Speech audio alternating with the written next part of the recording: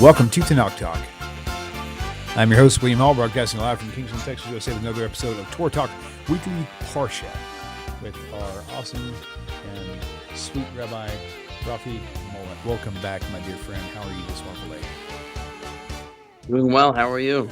Doing well. Baruch Hashem. Baruch Hashem. Things tend to get squirrely, but then they straighten out. So what can you say? This is life we live in. That's right. Sorry I've been away for so long. I had some scheduling conflicts. You had some technical issues, between the two of us. Yes. It was hard to connect. Sorry. That is okay. That's to be expected. This is the nature of production, so it's all good in the hood. But just glad you're here with us now, and looking forward to once again to the Parsha for today, Vayeitze. So this whole area is really cool. Hey, what just out of curiosity, what Parsha begins the story of Joseph? The story of Joseph is born in this Parsha, but we don't hear much about him until Vayeshev. So it's 2 weeks from now, where we're gonna get into the main story of Joseph's journey, as it were. Nice. Now, see, I like that story. That's one of my, as growing up, that was one of my favorites. Because, as we mentioned before, all of Genesis is really great, but that, in particular, at a younger age, that really spoke to me. So, all right, very chef, very good. Okay, well, I'll let you have it, and then you can let us have it.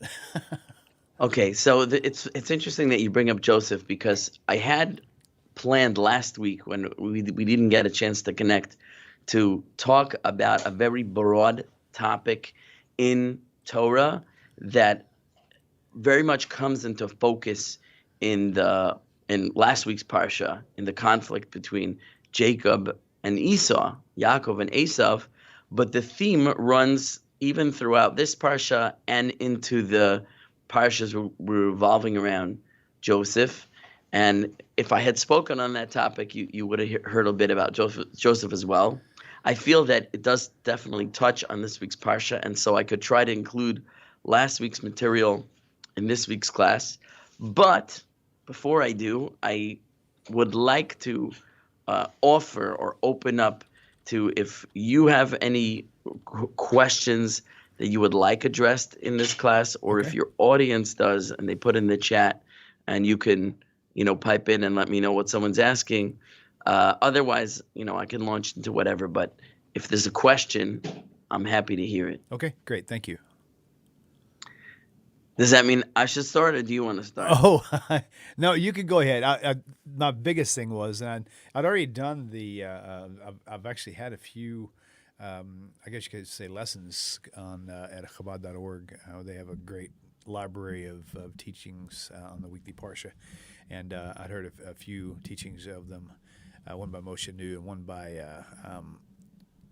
Yehoshua Gordon, a late Yehoshua Gordon, and I like him specifically because he would actually read, because he taught it like 6 days or 7 days, whatever. And he would actually read it, and he'd read a sentence in Hebrew, and he would translate it in English over and over and over again. So if I'm trying to learn a little bit of Hebrew, it's really helpful to do that. But the teachings on it's always really nice. But when you start telling me things, it may trigger some question memories. So if you're okay with me jumping in with the question just at random, then I might take you up on that. Yeah, I'm very open to interruptions, and your audience who may be asking in the chat.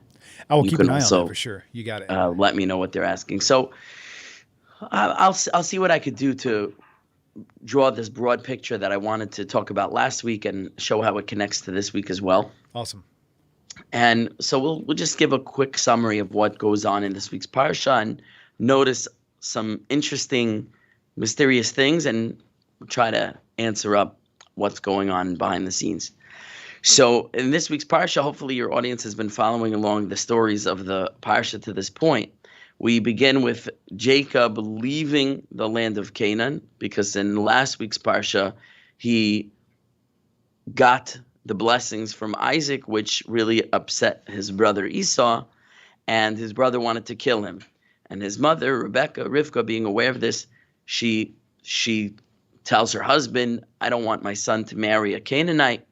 And so Isaac commands his son, Jacob, go to the land of my father's family, to the land of Haran, go back there and marry a wife from there, from your mother's family.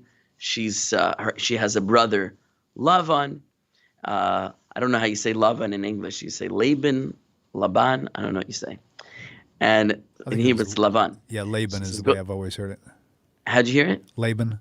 Laban. Yeah, it's a little funny for me, but Lavan, go to Lavan and marry one of his daughters. That's what he's told by his parents in last week's Parsha.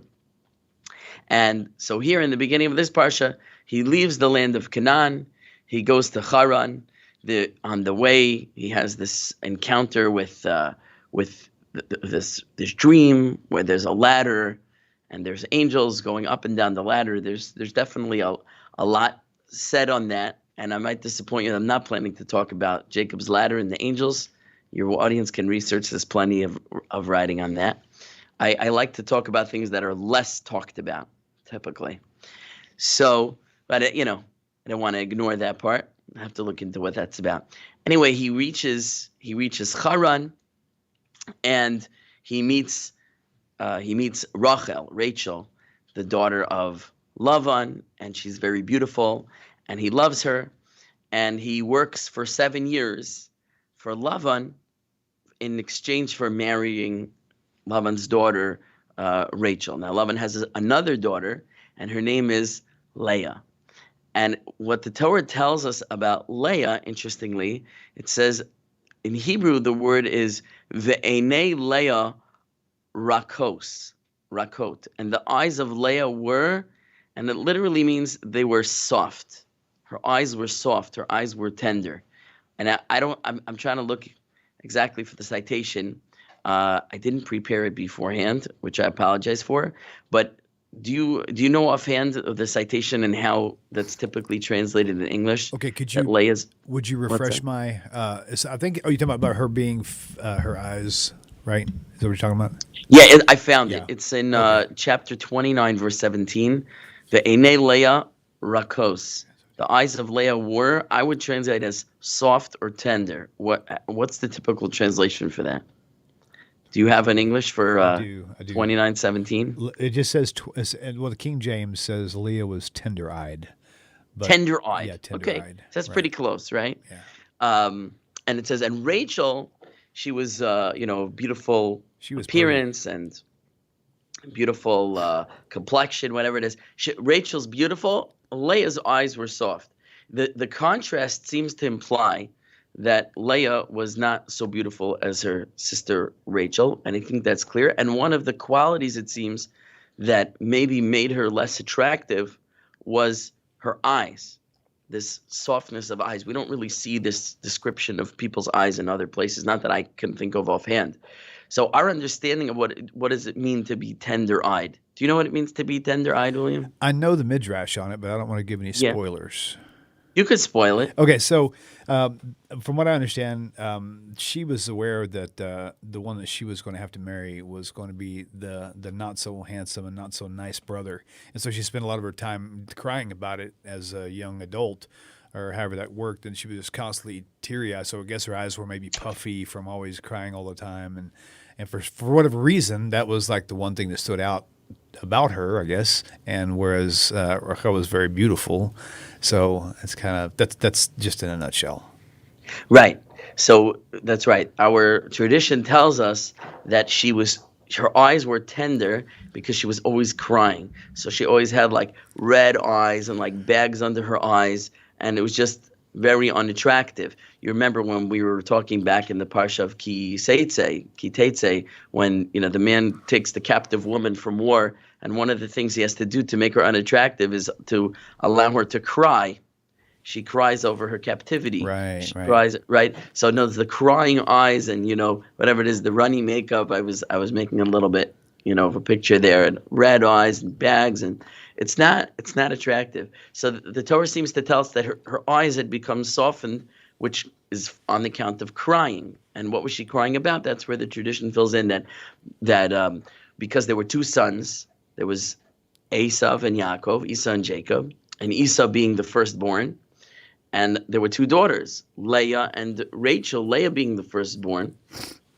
So she had heard that there was going to be a match between her and Esav and between Rachel and Leah, and on account of this, she was crying.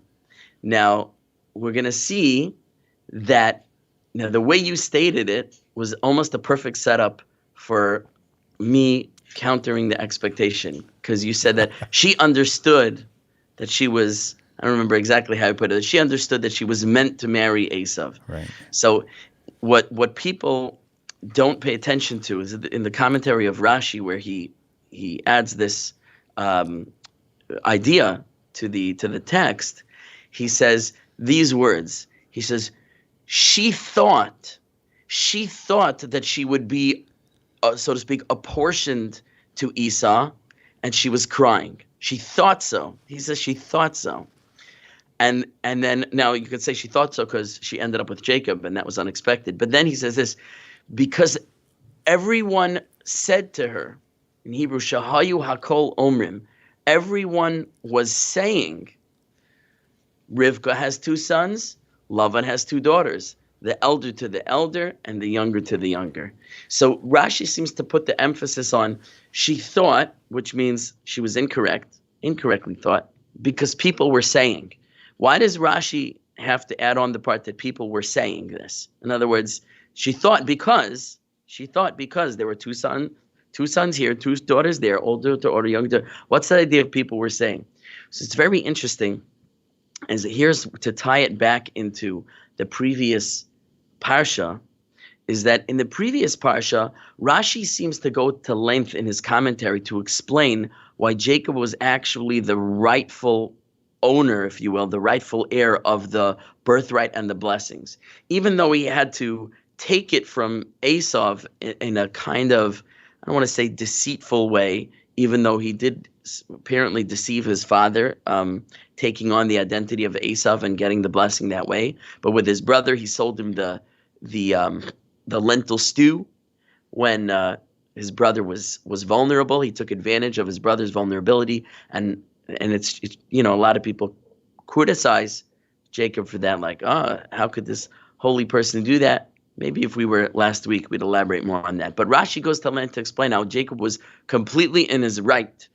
And it's only the way it looked. It only looked wrong. But Jacob knew it was right somehow, and he was acting according to what was actually right despite the appearance. And what was the appearance? The appearance was that Esav was the firstborn, as it were. And why was that the appearance? Because he was born first. So that seems to be more than an appearance, right? That would seem to be more than an appearance. If he's born first, he's born first. But remember that when he's born, Jacob is holding on to Esav's heel. And that's the reason he's called Jacob, because Akev in Hebrew means heel. We did Parshas Akev together. That was very enjoyable. Akev is the heel.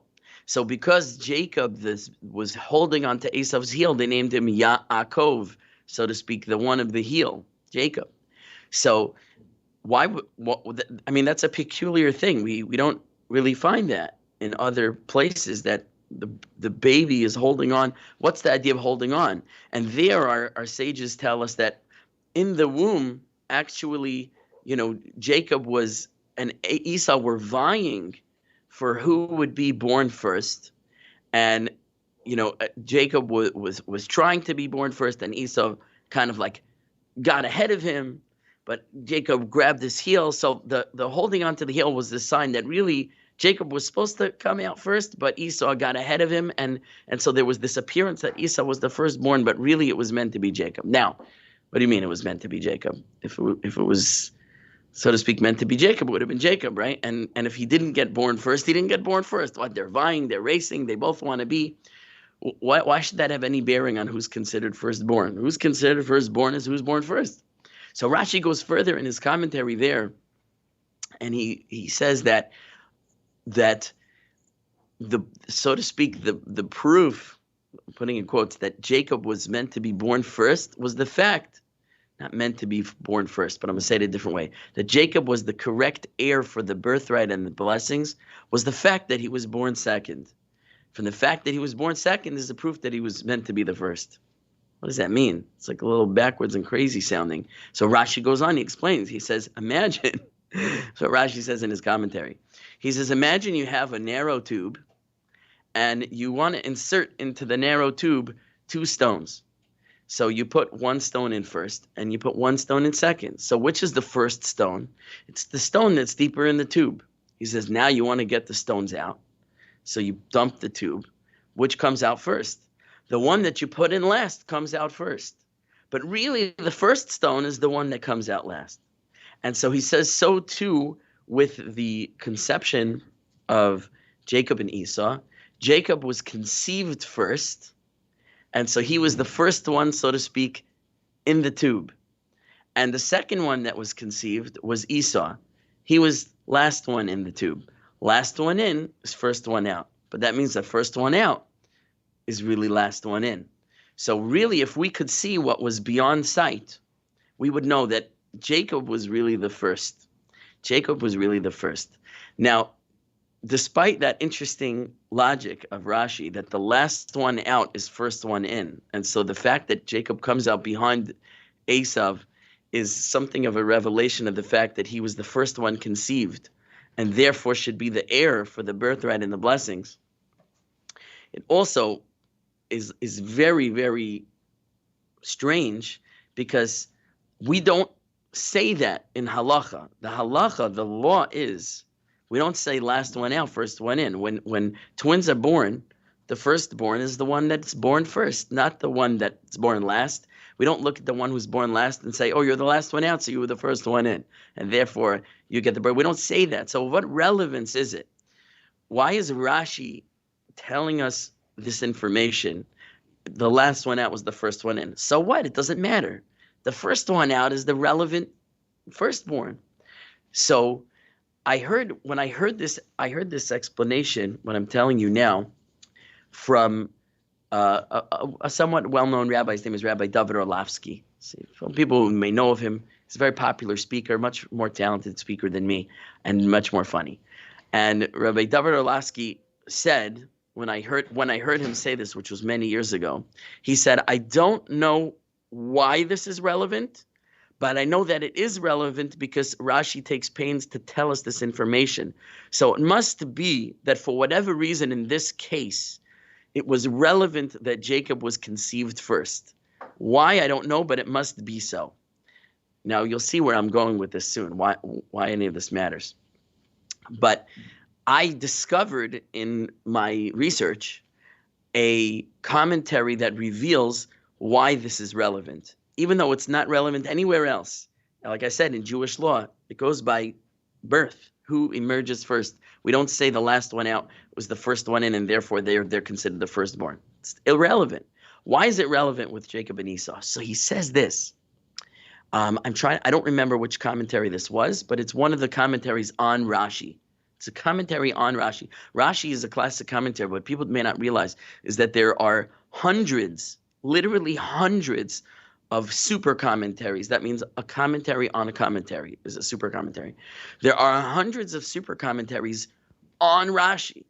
People who are working to understand the brilliance of Rashi's commentary. We know that it's one of the most, if not the most brilliant biblical commentary ever written. So there's so much depth in the words. And when we are somewhat lacking our understanding, when you find these confusing Rashis, you really have to put your mind to understand what his intent was, because there's certainly a great deep genius that is being conveyed here. So one of the commentaries says something which I think is genius. He says, based on another tradition from our sages, that not only were the mothers of our nation, Sarah, Rebecca, Rachel, all barren, as we find in the narratives of the Torah, Sarah, Rivka, Rebecca, and Rachel were all barren until God sort of miraculously opened their womb, as it were. But the rabbis tell us they actually did not have a womb. It wasn't just that they weren't successful in conceiving. They lacked internally the natural equipment for conception. For whatever reason, it was missing in their biology, and they were physically incapable of having children. And therefore, when they did conceive and they did have children, it was completely supernatural. It was a completely supernatural conception. So the idea goes like this. When we're dealing with a natural conception and the laws of nature apply, then the standard laws of halacha, the standard laws of, so to speak, Jewish law apply. And the standard law is that we go by the emergence of the baby to determine the firstborn. Why? Because that's all we can see.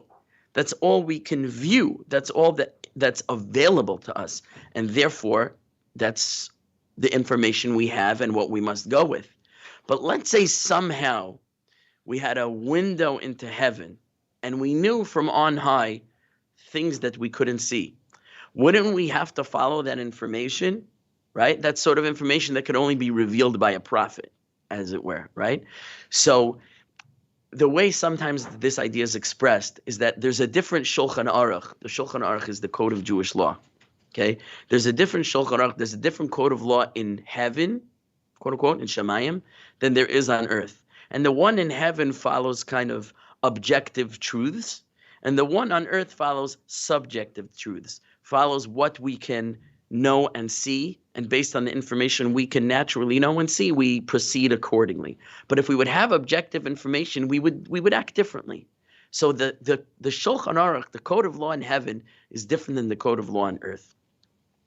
It goes very deep. This is one of the reasons, the famous story that we're not going to go so far afield with, but you may be familiar with, and your audience may be familiar with, when Rabbi Yehoshua and Rabbi Eliezer were arguing over a certain matter of Jewish law, and Rabbi Eliezer presents all these miracles to prove that he's correct. You know, may the carob tree uproot itself, and may the river turn backwards, and may the walls collapse, and may a voice emerge from heaven, etc. And all these miracles come to be.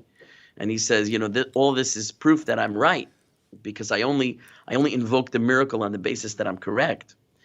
So his opinion is rejected because we say, lo b'shamayim. The Torah itself tells us in the book of Deuteronomy that, if someone will say, who will go up to heaven and bring the Torah down for us?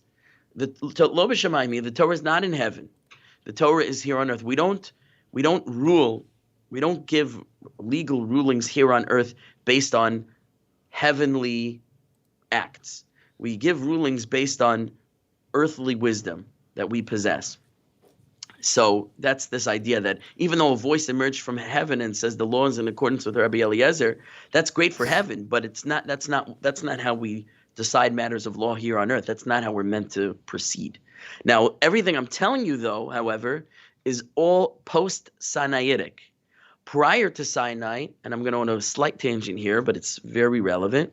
Prior to Sinai, the law didn't follow necessarily the subjective reality on earth. The law followed the objective reality in heaven, if one were aware of it. But after Sinai, once the law becomes revealed on earth, we can only follow what's revealed, not what's unknown, because it's only known in heaven. And that's why there's a teaching that, again, you and your audience may be familiar with, that the patriarchs, Abraham, Isaac, and Jacob, kept the 613 mitzvahs of the Torah. They kept the commandments. And we find verses to that effect that indicate that they kept commandments prior to them being commanded. Right. Before Sinai, when there was a commandment, why? Because the patriarchs in their level of divine knowledge and intuition and prophecy were aware of spiritual realities that, though they hadn't been revealed at Sinai, they could connect to even prior to Sinai, because they were aware of the spiritual reality.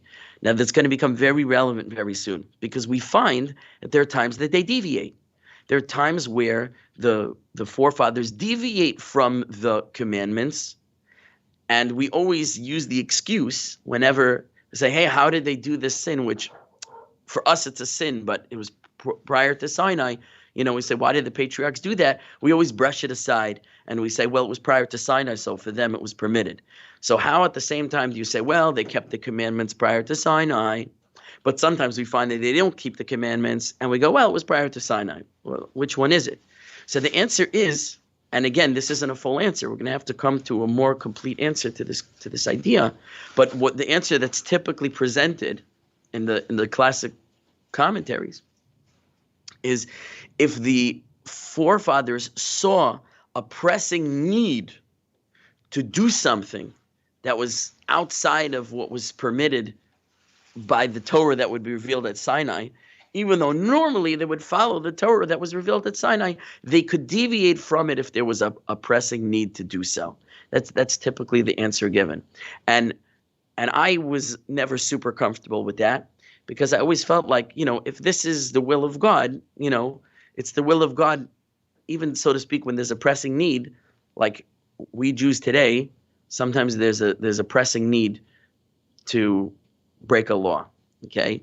And we're not allowed to do that unless there's a danger to life. If there's a danger to life, we're commanded to break the law to save a life. But outside of that, you could lose money, you could, suffer some damage, but, sometimes we just say, like, too bad. It's hard, Sometimes we say, Shver Tzayin Yid, it's hard to be a Jew. The Torah commands what it commands, and even when there's a pressing situation, you got to stand up firm for the law.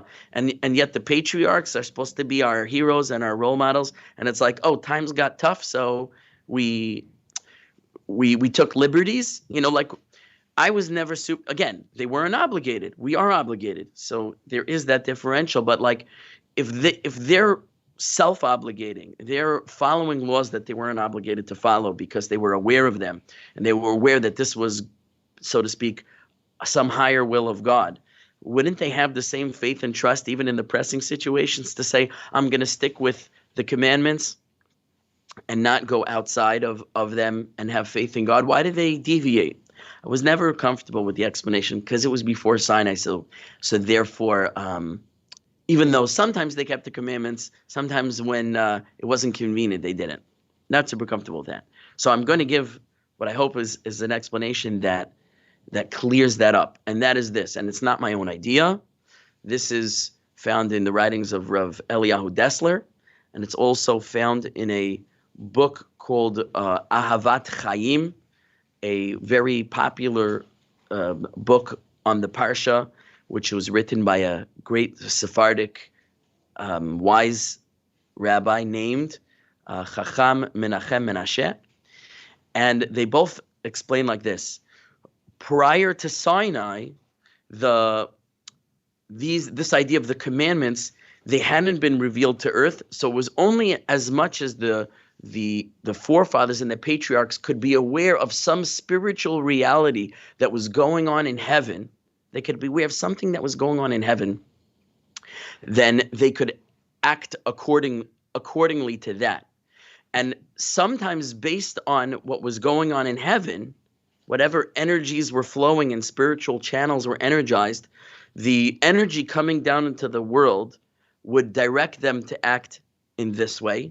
And sometimes it would direct them to act in that way. Because prior to Sinai, these channels of spiritual energy flowing down from heaven were not static. They were in a state of flux. Rashi himself says this in one place in his commentary that I apologize not having the citation for, that from the creation until Sinai, the whole creation, the whole created universe, physical and spiritual, was actually in a state of flux. And it all could have unraveled if the people of Israel had not stood at Sinai and accepted the Torah and say, Na'aseh v'nishma, we shall do and we shall obey. Had they not accepted the Torah, so to speak, God would have unraveled the universe, because it didn't come to the goal point that it was all created for, which was the acceptance of the Torah and the fulfillment of the Torah. So everything was in a state of flux. Once the Torah was revealed and the law was given, everything became fixed. So now when I do this act on earth, it always energizes a certain spiritual channel. Performing this commandment will always have this effect in heaven, etc. But before that, it could vary. And it was based on the movement of the channels above that would determine what the correct course of action on earth would be. And so what we mean when we say the forefathers kept the 613 commandments, what we mean by that before they were commanded is they were aware, let's say, of 613 divine energies that were flowing into the world.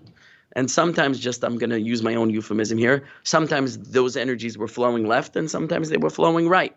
When they were flowing left, the forefathers knew, go left. When it was flowing right, the forefathers knew, go right. And that was the fulfillment of it. So to perform, so to speak, the act that would energize, the energy of mitzvah number 212, right? They would just have to look into heaven and see how that energy was coming down and stand in the right place to align themselves with it. And that is the meaning of they kept the commandments. They always position themselves to connect to the right energies.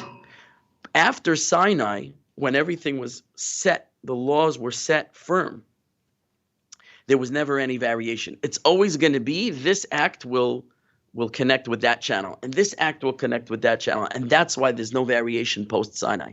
But prior to Sinai, the variation that we see is the fulfillment of, so to speak, the commandments, because they weren't yet commanded, they weren't yet revealed. All they were spiritual channels that were still in a state of movement, still in a state of flux, not fixed.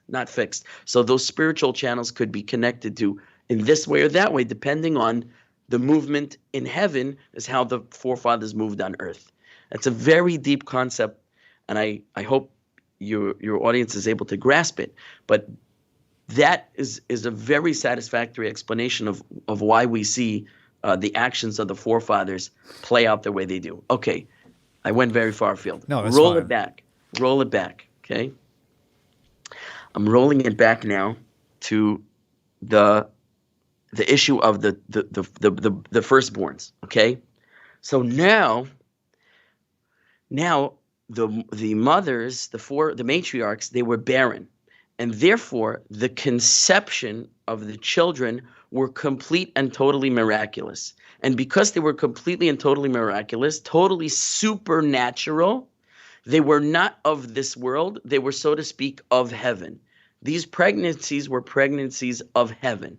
And because they were pregnancies of heaven and not pregnancies of earth, they didn't follow the laws of earth. They followed the laws of heaven.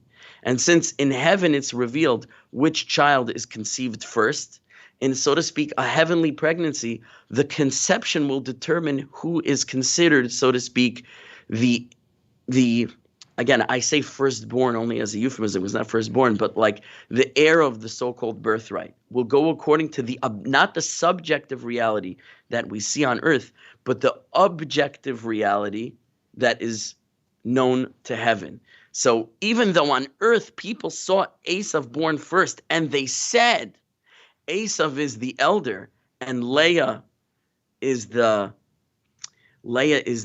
mate for Esav because she's the elder, but it was revealed in heaven. It was revealed in heaven that actually Jacob was the first. That's why he really was the correct holder of the birthright. And him wrestling it away from Esav was what he was meant to do.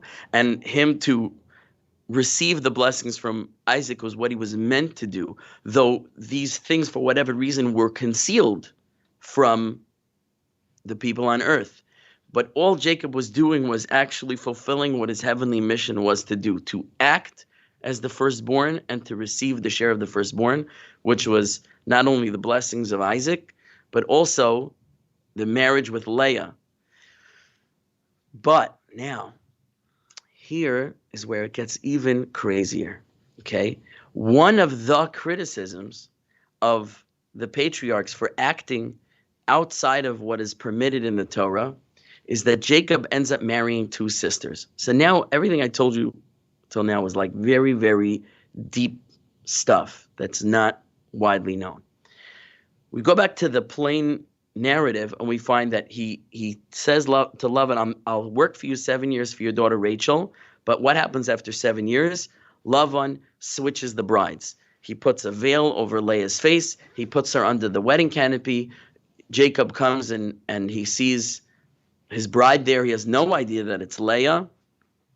And just the degree of the deception is so, when you see how Rashi opens up the verses of how they reveal the deception in the wording of the verses, it's mind-boggling. But for example, it points out that Lavan gives to Leah Zilpah as a maidservant. Lavan had two other daughters from a concubine, and these were Bilhah and Zilpah.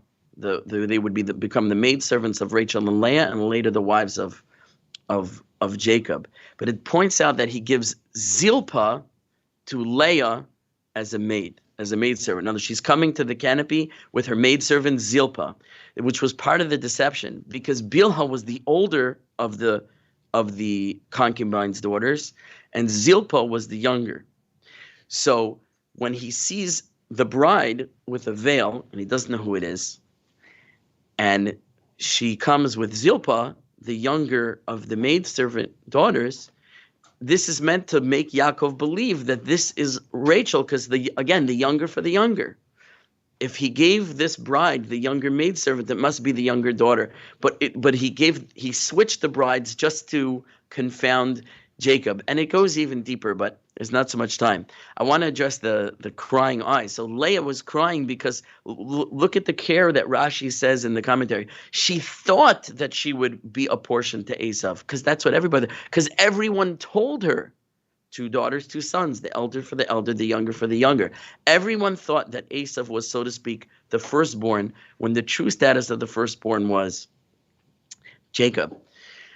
But what happens? Jacob doesn't want to marry Leah. He wants to marry Rachel. Now, how did that happen? How did it happen if Jacob and Leah were meant to be together? And by the way, those two, Jacob and Leah, will be buried together in the cave of the patriarchs, the Me'aras HaMachpelah, the cave of the patriarchs, where we have Adam and Eve are buried according to tradition. Abraham and Sarah, the Torah tells us, are buried there. Isaac and Rivka are buried there. And later, Jacob and Leah will be buried there, not Jacob and Rachel. Jacob and Leah were, so to speak, the soulmates. And yet Jacob is attracted to to Rachel. And he wants to marry Rachel. And you'll see even more than that, when it's time to marry her, listen to this wordage. When it comes time to marry her, it's in verse 21, chapter 29, verse 21. It says, and Jacob said to Lavan, he says, Hava es ishti, give me my wife, ki mala'u yamai, because my days have been fulfilled. I worked for you 7 years. Hava es ishti, give me my wife, and these words, ve'avoa eleha, and I will come to her. I will come to her. This word is the biblical euphemism for intercourse, for intimate relations. And so that I may have intimate relations with her. He's talking to her father, and he says to his father, "Give me my wife, so that I may have intercourse with her." Okay, we would never speak this way, right? You imagine talking to your father-in-law like that? Not for me. Right? And yet Jacob, this holy man, is speaking this way. Now Rashi says an interesting comment, and I'm going to deviate from it a little bit based on some of these other ideas that I'm bringing in. But Rashi says, what? Like, why? He says this. Rashi says, "V'halokal shebakalamenu overcame the lightest of the light, the most light-headed person, like the lowest of the lowest low life you could imagine, doesn't speak this way." And Jacob speaks this way. Why? He said because Jacob was already 84 years old at this point, which is accurate if you follow Rashi's calculation, which is quite precise. He's 84 years old, and he hasn't had any children. And he says, if I don't begin having children, how am I going to sire the nation that God has promised? I have a destiny to fulfill. So Rashi says, just out of his desperation to fulfill his divine destiny, he speaks in very uncouched terms. He's just very clear and cuts to the chase. He says, I need to perform this act of procreation now, right? I'm running out of time. And yet I have another way about it, because it also explains why he was attracted to Rachel, and furthermore, it explains how he married. This is the big explosive. How did he marry 2 wives? How did Jacob marry 2 wives? This was the big explosive criticism. The Torah forbids marrying. There's nothing wrong with marrying 2 wives. Yes, there is. Let me rephrase that. I didn't mean to go on the topic of 2 wives per se. The Torah does permit a man to marry more than 1 wife. However, the Torah does not recommend it, and it's quite discouraged. This is a tangent I didn't mean to go on, but while I'm on the topic of polygamy, in case anyone thinks that it's biblically sanctioned and therefore encouraged, it is hardly sanctioned and certainly not encouraged and definitely discouraged. And because we don't have a lot of time, I don't want to go so far on this, but understand that the cases of polygamy that we find are exceptional, rare, unideal, and out of necessity only, and that's for something that's technically permitted. For example, Abraham marries Sarai's maidservant Hagar, but Abraham didn't marry Sarai's maidservant Hagar of his own accord, even though he went decades without children, and he was desperate to have children. He didn't even think of it. The thought didn't cross his mind to take another wife on top of Sarai. This was his soulmate. This was his beloved. This was his one and only, and that's the way it's meant to be. Adam and Eve, 1 man, 1 woman. This is the proper picture. What happened? Sarai she was called Sarai at the time, not Sarah, was so desperate to have a child. She begs Abraham to marry her maidservant so she could have a baby and adopt it. Let Hagar carry the child like a surrogate mother, and I will raise the child. I want to raise children. I'll raise her child, but give me a child. And it says, Vayishma Avram l'kol Sarai. Avram listened to the voice of Sarai. He didn't do this of his own accord. He said, on your command I do it. And God told Abraham, everything Sarah tells you to do, you should do. From which we learn that she was a greater prophet than him, because she needed to hear from him what God wants. God says to listen to Sarai, right? So Avram didn't want to do this. Isaac was barren also for the first 20 years of his marriage, had no children. He never took a second wife. Never. Not even a concubine. Never. And Jacob also only took a second wife because he never wanted to marry Leah. He wanted to marry Rachel. He was tricked, but he promised Rachel to marry her. So he fulfilled his word to her. So the maidservants was only because Rachel was barren. She begged Abraham to marry her maidservant as a concubine, just as Sarah did. And he listened to his wife. It's not what he wanted, it's what she wanted. And then Leah comes along and says, what? She gets to give you a concubine to produce more children? Then I get to give you a concubine to produce more children. Take my maid and marry her. And he follows the direction. None of this was ideal or, so to speak, intended in the beginning. It just ended up that way. But I want to get to what I really meant to question was what everybody questions. How did Jacob marry 2 sisters? And again, the typical answers you get, it was before Sinai, so it wasn't forbidden yet. Or you get the Ramban's, and the Ramban is it's a hybrid view, where he says they only kept the commandments in the land of Israel. In other words, he's aware of the contradiction. You're going to tell me it was before Sinai, but you're also going to tell me they kept the commandments before Sinai, so how do you dance at 2 weddings at the same time, so to speak? He says, in the land of Israel, the Holy Land, they kept the holy commandments. Outside the land, they sort of acted as a quote-unquote like a Noahide. They only kept the 7, and therefore marrying 2 sisters was not forbidden to them. Now, I'm going to tie it together with what I told you before.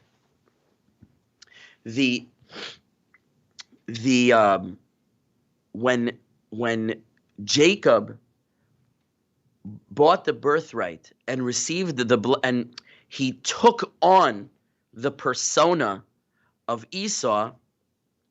Now, this is going to sound strange, and I wish I had more time. Maybe I can make this a little more clear.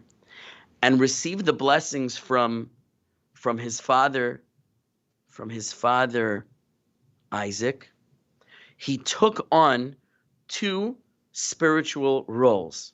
Now, when I say spiritual roles, you don't know what I'm talking about. So now we have to rewind. And this is why I said this is a broad topic that spans across the Torah. We have to go way back to the beginning. In the beginning, there was a fellow named Adam. And Adam had essentially one job: don't eat from the tree of knowledge. What that means on a deeper level, it's very mysterious and requires its own class. But keep it simple. He fails. Okay. Now, what if he hadn't failed? If we hadn't failed, we are to understand that on that sixth day, which is the day that he sinned, on the sixth day, towards the end of the day, the transition into the Sabbath, so to speak, would have been the transition into what we would now call the Messianic era, which would be like a state of paradise. Now, the truth is, Eden was already a state of paradise, and there's sort of one level above that. There's one level above that. The Talmud tells us, and it's surprising how many people don't connect to this, that it says God created Gan Be'eden, a garden in Eden. People talk about the Garden of Eden, but people don't talk about the garden in Eden. That means the garden was in Eden. Eden, Eden, was its own place. The word Eden means delight. The garden of pleasure, but the Garden of Eden means, what's a garden? A garden is in front of the building. You have a house, and in front of the house you have, your front yard. You have your garden. You have a fence. You have a garden. The garden is in front of the house. Gan Eden was a corridor for entry into a higher spiritual level of pure bliss, and that's sort of, again, we don't know what it is, because we have never achieved it. But the achievement of Adam, who was in Eden, which is essentially such a perfect realm that that in Jewish parlance, and it's so deep that it's a shame we don't have more time. In Jewish parlance, when Jews say Gan Eden, the Garden of Eden, we are referring to heaven. What non-Jews call heaven, a person dies and their soul goes to heaven. And what do we mean heaven? A place of pleasure in the afterlife. Okay? Jews say the soul goes to Gan Eden, the Garden of Eden. Why? Because this dwelling place of souls that's so idyllic is literally the Garden of Eden. The Garden of Eden that's described in the opening chapters of Genesis was a spiritual realm that is the equivalent of our heaven. Okay? It was a perfect realm of pleasure. Had Adam fulfilled his task in this realm, he would have ascended into the main hall, as it were. He was just in the entryway in the garden. He would have gone into Eden. He was in the Gan of Eden, the Garden of Eden, but he would have entered Eden, which is an even higher realm of unity and oneness and closeness of God to God, which is an even purer form of pleasure, which is completely unfathomable. So that in the Messianic era, which will be Edenic in its quality, and we could spend a whole hour on this topic, there's still another transition that remains yet to take place to go from Gan Eden to Eden. The Talmud describes these as Gan and Eden, the garden and Eden. Eden is beyond the garden. We never got there. Adam would have entered there, but he failed. And because he failed, what happened was that this spiritual realm was lowered into a physical realm. And so to speak, we were banished from the garden and put into the physical world, which is where we are today, which is a world of travail and hardship and tribulation and trials, etc. And now this is the corridor to get back to the garden, and from the garden to Eden. Now, okay, Adam failed. I have so little time, it's such a tragedy. Adam failed. And what does God say when Adam fails? He says these words. I'm sorry that I don't have the citation. He says, Arura ha'adama ba'avureich. The land is cursed because of you. And the land becomes cursed, and it puts up thorns. And now, instead of your food being available to you automatically. You're going to have to, with the spread of the sweat of your brow, you're going to have bread. It's going to take toil, and everything is lowered to a lower realm. And then when Cain sins, it goes even lower. He says, God curses the earth further. It's always, so to speak, a curse of the earth. And it gets worse and worse until the flood and everything's wiped out. Now, why? Because had Adam, and you see it's a garden, it's a tree, had Adam acted properly in the garden, and thereby the world would have reached its perfection automatically. That was kind of like it was on a growth trajectory to transform into this higher spiritual realm of bliss. Had he played his cards correctly, the earth would have literally transformed into something higher. But because of his sin, everything was transformed lower. The earth was cursed, and then Canaan was cursed further, etc., etc. So now, what happens after Adam? After the failure of Adam, we have two figures, Cain and Abel. One works the earth, and one is a shepherd. What is the difference between these two things? One of them is striving against the earth. By the sweat of your brow, he's working to improve the earth. The earth is cursed, and he's working to improve the earth, to bring out the blessings of the earth that have been covered over with this spiritual, this negative covering. The other one avoids contact with the earth, and he acts above the earth in a manner that connects towards heaven, and he brings his sacrifices, etc. And these are the two streams of action that are produced after the failure of man. In order to repair the world, we have to have one person who's connecting upward and one person who is combating downward. This is expressed in the verse in Psalms as sur meira, turn away from evil, va'aseh tov, and doing good. One is busy doing good, and one is busy, so to speak, turning away from evil, that is uprooting the evil. One has to uproot the evil, and one has to increase the good. Because the uprooting the evil is a necessary task. I know we're at the end of the hours. I'm going to try to sum it up quickly. But what happens when a person has to combat evil? He has to confront evil. And when a person has to confront evil, he can be influenced by the evil. And as a result of Cain, the one who has worked the earth, and his spiritual purpose was to eliminate the evil that had penetrated the earth, in coming in confrontation with the evil, he ended up becoming tempted by the evil and allowed that temptation, as the verses there talk about, sin crouches at the door, etc., etc. He allowed that evil to co-opt his person and act evilly, and ended up killing his brother, etc., and increasing the evil in the world. But in every point in time, there has to be these two roles being fulfilled. And as it went through the generations, the ones who took up this mantle later were Esau and Jacob. And referring back to last week's Parsha, it talks about how the two sons in the womb of Rebekah were striving. And what does it mean they were striving? And and she's like, what's going on here?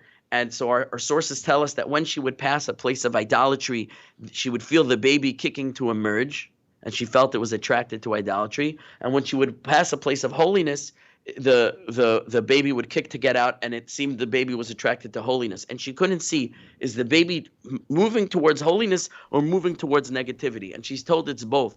You have two nations inside you, and they'll diverge from the womb. But does that mean that Esau was destined always to be evil, which would negate the doctrine of free will, which is so fundamental to the Torah? Impossible. So what does it mean that Esau from the womb was running towards idolatry, while Jacob was running towards Torah study, good deeds, etc.? It means that Esau had the destiny of being the one to combat the evil like Cain was supposed to do in the first place, and Adam could have avoided by never causing the earth to become cursed. But that Esau's role was to combat the evil, and Jacob's role was to increase the good. But again, Esau, in confronting the evil, became tempted by the evil and ultimately corrupted by the evil. And when that happened, Jacob had to take on himself a dual spiritual role because his partner failed. And so what Jacob did when he took the birthright, and when he took the blessings, and when he dressed as his brother, and when he does all these questionable things that seem to be the act of a wicked one and not the act of a good one, Yaakov is spiritually connecting himself to both destinies, his own destiny of increasing the good and his brother's failed destiny, which he must now take on his shoulders, of eliminating the evil. And so he becomes simultaneously one man with two spiritual journeys. And as such, he must marry the wife, the intended wife of Esav, in order to carry on that spiritual path. And that's Rachel, the physically beautiful one who would seem to go with Esav, who's the more physically powerful, stronger hunter. He's the fellow with the physicality.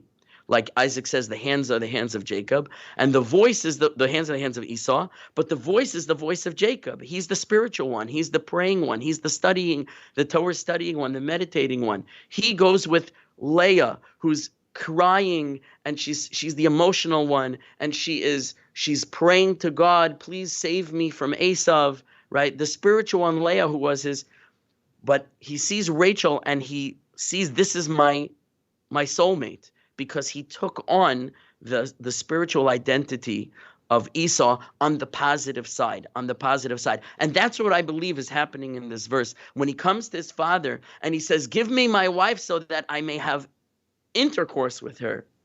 It's, so to speak, it's like Esav's voice coming out of his mouth, because that's that Esav half of him that needs to marry Rachel, because Esav and Rachel were meant to be, according to the older, younger. Really, the older was Jacob. He goes with Leah, which means younger. Leah was meant to be with Esav. It's the Esav part of him that's attracted to her, and it's the Esav part of him that causes him to speak in what you might call a more coarse, direct way. That's the way of Esav. It's like the personality of Esav creeping out of him when he requests to join with Rachel. Now we have to close up the hour. So I'm going to just connect it to what we said about Joseph in the beginning of the hour.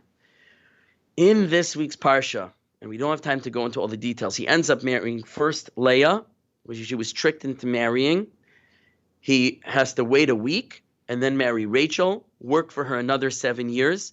And while this is going on, they're having children. Leah has 4 sons. Rachel gives Jacob her concubine Bilhah. He has 2 sons. Leah gives Jacob her concubine Zilpah. He has another 2 sons. And finally, Leah has a daughter Dinah, and Rachel has a son Joseph. Finally, she has a son Joseph. And it says in the verse where Joseph is born, which I think this citation I did write down. Can I find it quickly? Yeah, it's chapter 30, verse 25. It says, and when Rachel gave birth to Joseph, Jacob said to Laban, send me away, and I shall go to my place and to my land.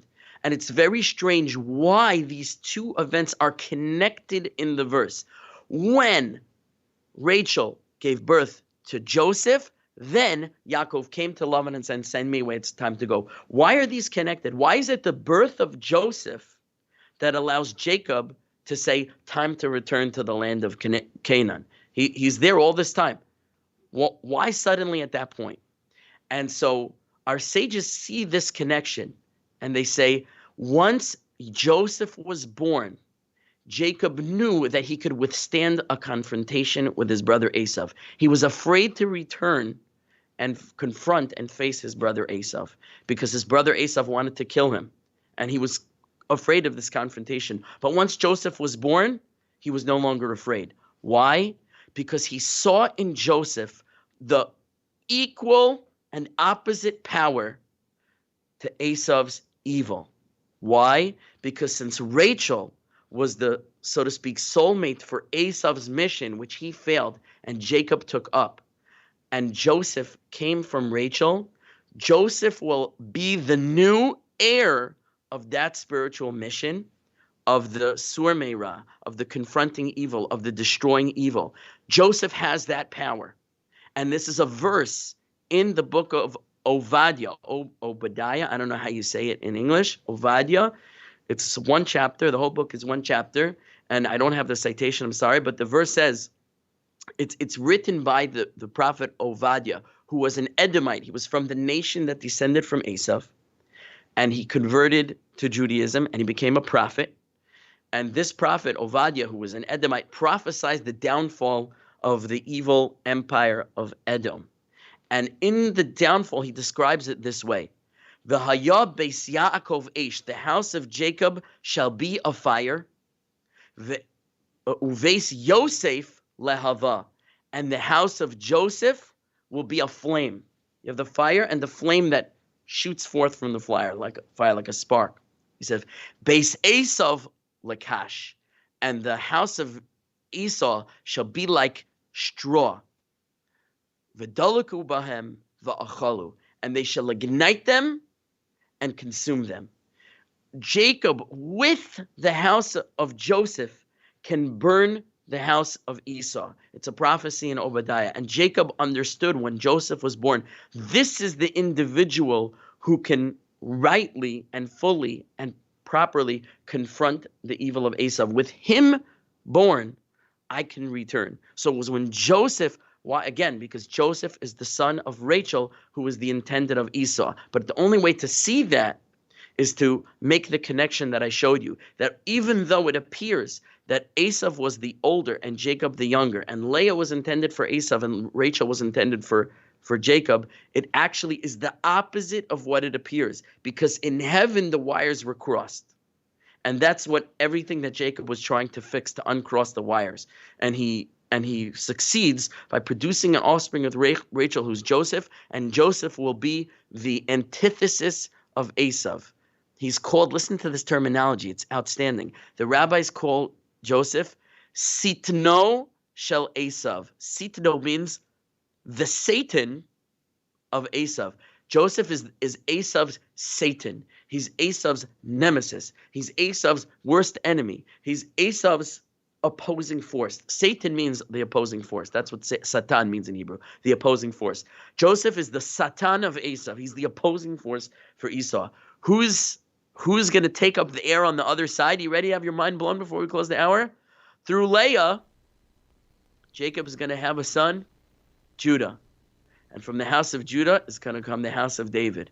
And from the house of David is going to become Messiah, the son of David. And from the house of Joseph is going to become the Messiah, the son of Joseph. And these two powers together are going to fulfill that mission that Cain and Abel failed, that Esau and Jacob were unable to fulfill in their time. But the redemption will come through these two individuals, the Messiah of the house of Joseph and the Messiah of the house of David, each performing their role to bring the world to its final redemption.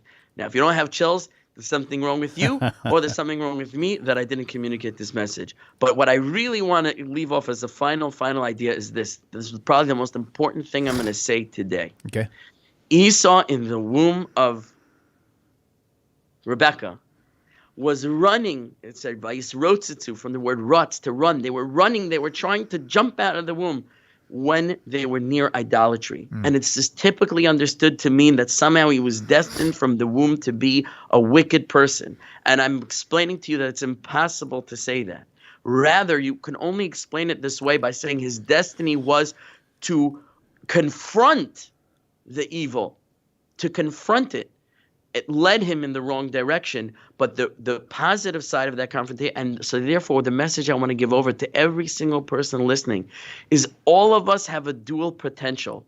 All of us are given unique strengths and unique personalities and unique interests and unique drives and a unique nature that sometimes we feel we're predisposed to certain temptations, we're predisposed to certain desires, we're predisposed to certain sins, and we think God made me in such a way that I'm wicked, I'm evil, I'm sinful by nature, I cannot overcome it, this is just the way I am, I'm a wicked, evil, sinful person.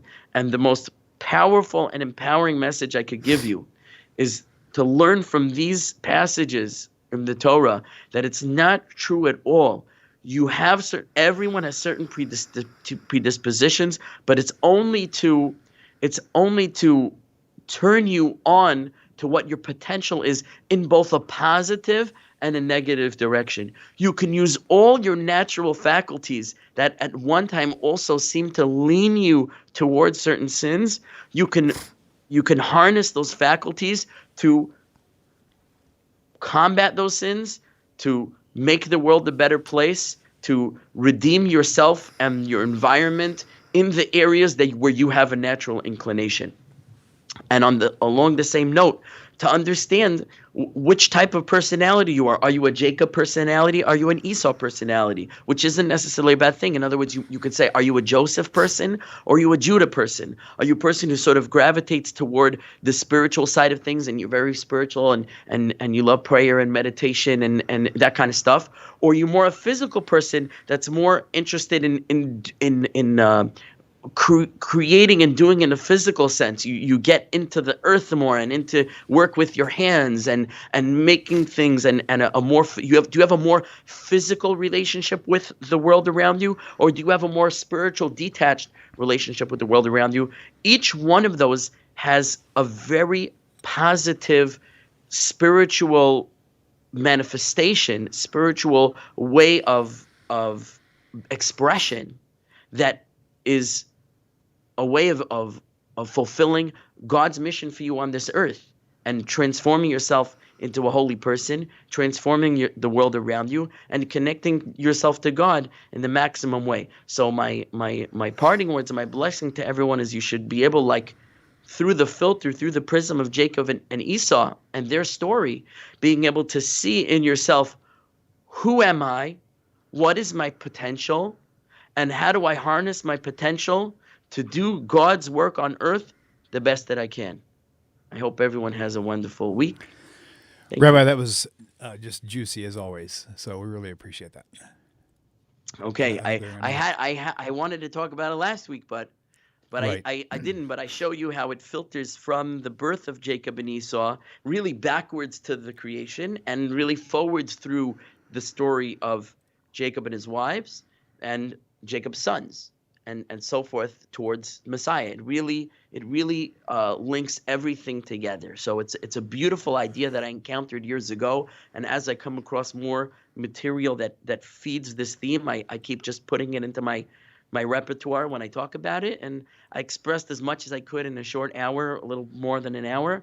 And there's plenty more where that came from, so I hope you'll invite me back. It was beautiful. Very good. Thank you so much, Rabbi, for your time. And hopefully we'll see you same time, same place, Hashem willing, a week from today. So you all have a great one. Be sure to like the video if you can. If you haven't subscribed and turn on notifications to the YouTube channel, please do that as well. And so shalom, everybody, and we'll see you on the other side. Take care. Thank you, Rabbi.